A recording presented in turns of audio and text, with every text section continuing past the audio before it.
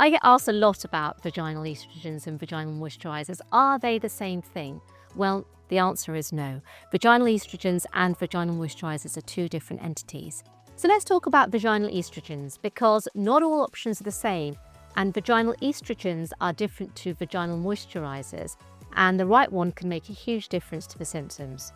As a menopause specialist, one of the most common symptoms I treat is vaginal discomfort and irritation, discomfort during intercourse, and this group of symptoms is called the Genitourinary Syndrome. The good news is that local vaginal estrogen is safe and effective, and it won't increase your risk of things like breast cancer. So today, firstly, I'm going to talk about the vaginal estrogens.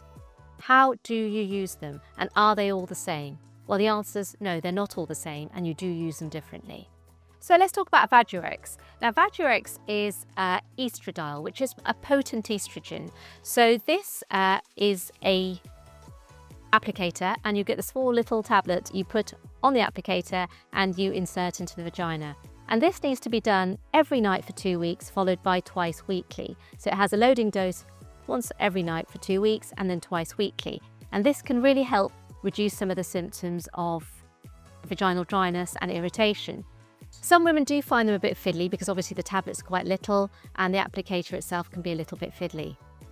There is another option, obviously, which is the estradiol vaginal cream. Now, this is a weaker, less potent version.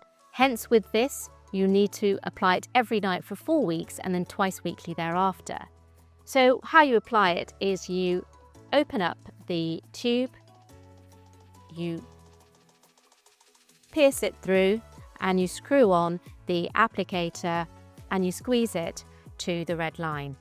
You then insert this preloaded applicator into your vagina, and that will help to both give you some lubrication and also help with some of the symptoms of irritation and dryness. So some patients prefer this because it's more moisturising, however some patients find it more messy. So again, it very much depends upon your individual preference.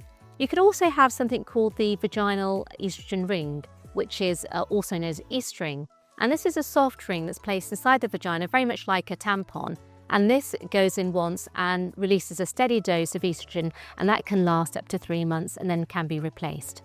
So now I'm going to talk a little bit about vaginal moisturisers. Now, the first thing to say about these is they do not contain any estrogen. So they are simply lubricants, but they can be used effectively for the symptoms of irritation and dryness. And it's important to know they can be used alongside the vaginal estrogens.